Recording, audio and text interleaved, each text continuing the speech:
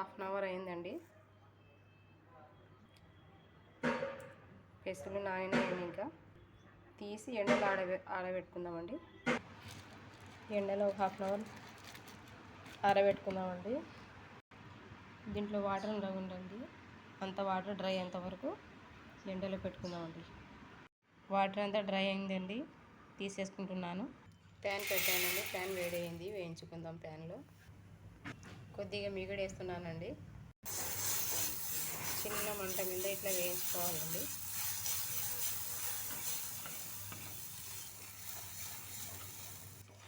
Brown colour వచ్చేంత వరకు ఇట్లే వేయించుకోవాలండి, చిన్న మంట మీద. చాలా రుచిగా ఉంటుందండి, ట్రై చేసి చూడండి. ఆయిల్ లేని మూంగ్ దాల్ అండి, జీరో ఆయిల్, హెల్త్కి చాలా మంచిది. ఇలా బ్రౌన్ కలర్లో రావాలండి, తీసేసుకుందాం. ఇంకా చాలా క్రిస్పీగా ఉన్నాయండి, స్టవ్ నిలబడుతుందండి. కొద్దిగా సాల్ట్ అండి, కొద్దిగా కారం అండి, కలిపేసుకుందామండి. ట్రై చేసి చూడండి. మూంగ్ దాల్ రెడీ అండి, క్రిస్పీగా. లైక్ చేయండి, షేర్ చేయండి, కామెంట్ చేయండి, సబ్స్క్రైబ్ చేసుకోండి హౌస్ అండ్ ఫామ్ ఛానల్కి.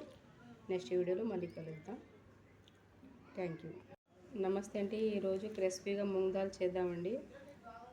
కారం కారంగా, నమ్కిన్గా పిల్లలని చాలా బాగా తింటారండి.